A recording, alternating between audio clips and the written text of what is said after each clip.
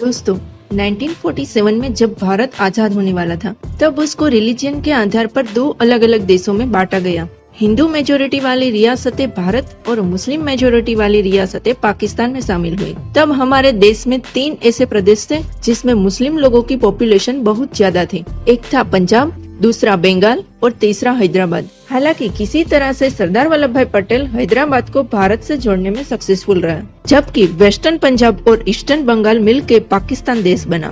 जैसे कि मैप में दिखाया गया है, यहाँ दोनों प्रदेश एक ही देश का हिस्सा तो थे, मगर दोनों के बीच किसी तरह का जियोग्राफिकल कनेक्शन बिल्कुल नहीं था और दोनों के बीच का डिस्टेंस 1500 किलोमीटर था। यहाँ दोनों प्रदेश में मुस्लिम मेजोरिटी होने के बावजूद लोगों के कल्चर और रीत रिवाज में बहुत बड़ा डिफरेंस था। जहाँ वेस्टर्न पाकिस्तान के मुस्लिम की लैंग्वेज उर्दू थी, वहाँ ईस्टर्न पाकिस्तान के मेजोरिटी लोग बंगाली बोलते थे। यहाँ वेस्टर्न पाकिस्तान के लोगों को बांग्ला पाकिस्तान के लोगों से ज्यादा एलिट माना जाता था। बांग्ला पाकिस्तान की पॉपुलेशन पंजाब पाकिस्तान से ज्यादा होने के बावजूद देश के सभी उच्च ओहदे जैसे कि governor, prime minister, military general पर वेस्टर्न पाकिस्तान का ही प्रभुत्व था। इसके अलावा देश का 62% रेवेन्यू बांग्ला पाकिस्तान से आने के बावजूद देश का 75% खर्च सिर्फ वेस्टर्न पाकिस्तान के इंफ्रास्ट्रक्चर के लिए ही किया जाता था।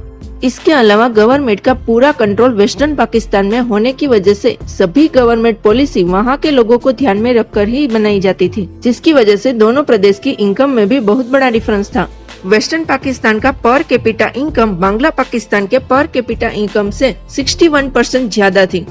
यही सब वजहों से बांग्ला पाकिस्तान के लोगों को अपने ही देश में बहुत ही पार्शियलिटी का सामना करना पड़ता था और लोगों में धीरे धीरे एक अलग देश की मांग उठने लगी थी। तभी पाकिस्तान की गवर्नमेंट उर्दू लैंग्वेज को देश की ऑफिशियल लैंग्वेज बनाने का डिसीजन लेती है। Let me make it very clear to you. Leave no doubt that state language of Pakistan is going to be Urdu and no other language. जिसके मुताबिक वेस्टर्न पाकिस्तान के उर्दू बोलने वाले लोगों को सभी गवर्नमेंट जॉब और मिलिट्री में ज्यादा प्रायोरिटी दी गई। इसी डिसीजन की वजह से बांग्ला पाकिस्तान के लोगों की अलग देश की मांग बहुत ही स्ट्रॉन्ग हो जाती है और जगह जगह पर प्रोटेस्ट शुरू हो जाते हैं। सन 1952 में हो रहे ऐसे ही एक बड़े प्रोटेस्ट में पाकिस्तान आर्मी ओपन फायर करती है, जिसमें 5 लोगों की मौत हो जाती है। इसी प्रोटेस्ट में से उभर कर आते हैं एक ऐसे नेता जिसका बांग्ला पाकिस्तान की फ्रीडम में बहुत बड़ा रोल रहता है, जिसका नाम था शेख मुजीबुर रहमान। मुजीबुर रहमान बांग्ला पाकिस्तान की आवामी लीग पार्टी के नेता थे। पाकिस्तान गवर्नमेंट मुजीबुर रहमान की पॉपुलैरिटी से इतनी डर गई थी कि उस पर तरह तरह के चार्जेस लगाकर जेल में बंद कर दिया गया। हालांकि लोगों के बीच प्रोटेस्ट और ज्यादा बढ़ने की वजह से गवर्नमेंट को मुजीबुर रहमान और उसके साथियों को छोड़ देना पड़ा। इसी बीच बांग्ला पाकिस्तान के लोगों में गवर्नमेंट के प्रति नफरत हद से ज्यादा तब बढ़ गई जब 1970 में बांग्ला पाकिस्तान को हैवी साइक्लोन भोला का सामना करना पड़ा।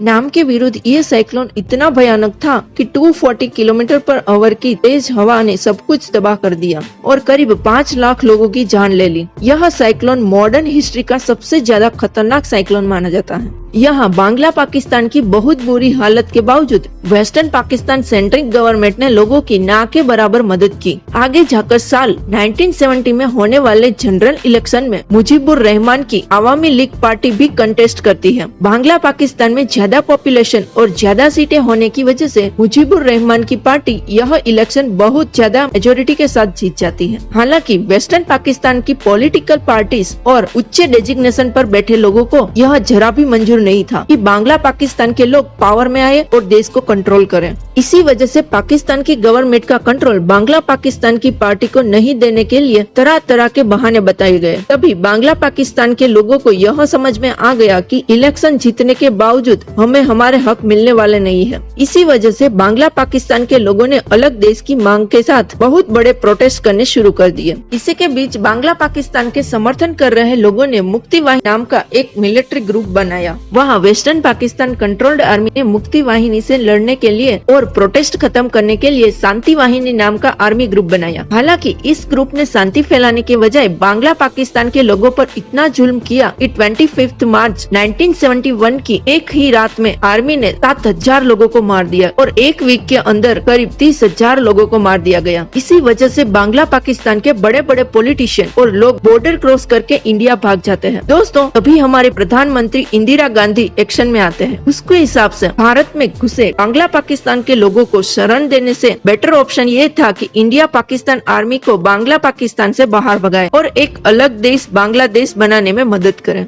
हालांकि Indian army directly Pakistan army से लड़ाई ना करके बांग्ला पाकिस्तान की मुक्ति वाहिनी के लोगों को लड़ने की ट्रेनिंग देती है। भारत का यह एक्शन पाकिस्तान को अच्छा नहीं लगा, जिसकी वजह से 3 दिसंबर 1970 को पाकिस्तान ने भारत के खिलाफ ऑपरेशन चंगेज खान शुरू किया। यहाँ पाकिस्तान का यह मानना था कि जब भारत की आर्मी का पूरा फोकस ईस्ट में रहे बांग्ला पाकिस्तान पर है, तब भारत के वेस्टर्न बॉर्डर पर हमला किया जाए और कश्मीर से लेकर गुजरात तक की बॉर्डर का रीजन कैप्चर किया जाए। इसी के साथ भारत और पाकिस्तान के बीच ऑफिशियली वॉर शुरू होती है, जो ईस्टर्न बॉर्डर और वेस्टर्न बॉर्डर जैसे 2 अलग अलग फ्रंट पर लड़ी जाती है। मैं एक खतरे के समय बोल रही हूँ। कुछ ही घंटे पहले 3 दिसंबर पाकिस्तान ने हमारे ऊपर एक हमला किया।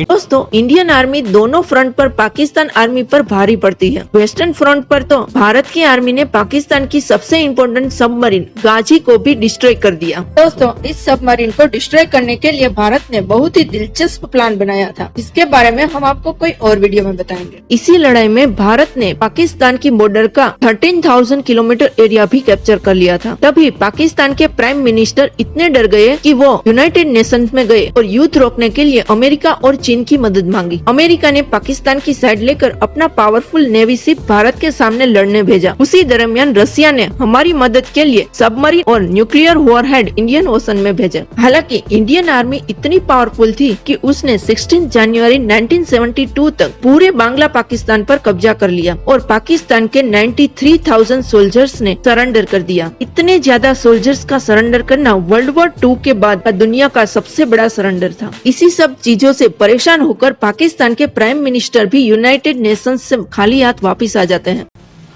Why should I waste my time here in the Security Council? I'm going. आगे जाकर जुलाई 1972 में शिमला एग्रीमेंट के तहत बांग्लादेश को ऑफिशियली एक आजाद कंट्री मान लेते हैं। तो दोस्तों, ये थी बांग्लादेश बनने की पूरी कहानी, जिसमें इंडियन आर्मी का बहुत ही बड़ा रोल था। दोस्तों, अगर आपको ये वीडियो अच्छा लगा तो इसको लाइक करें और सब्सक्राइब करके हमको मोटिवेट करें। Thank you.